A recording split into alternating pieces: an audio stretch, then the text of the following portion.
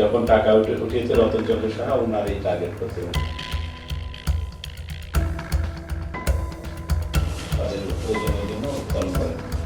চিকিৎসকের ব্যাগ থেকে চুরি হয় 10 লাখ টাকা। থানায় অভিযোগের পর তদন্তে নামে গোয়েন্দা পুলিশ। চুরির 4 দিনের মাথায় উদ্ধার হয় সেই টাকা, গ্রেফতার হয় চোর। গত 11 জুলাই বৃহস্পতিবার টাঙ্গাইলের ললিতা ফার্মেসির সামনে ঘটে এই ঘটনা। পুলিশের তদন্তে মোহাম্মদ শহীদ মাঝি নামে এক ব্যক্তির নাম আসে। তিনি ঝালকাঠির নলছিটি উপজেলার উত্তর কাঠিপাড়া গ্রামের মৃত ফটিক মাঝির ছেলে। জিজ্ঞাসাবাদে টাকা চুরির কথা স্বীকার করেন অভিযুক্ত শহীদ। যখন টাকা উঠিয়েছে রতনচন্দ্র সাহা ওনার এই টার্গেট করছে এবং টার্গেট করে তারা এই টাকাটা চেন খুলে পেছন থেকে তারপর ব্যাগে রেখে 10 লক্ষ টাকা নেই।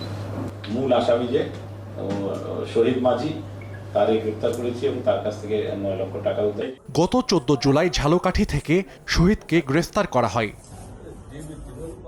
সময় সংবাদ, টাঙ্গাইল।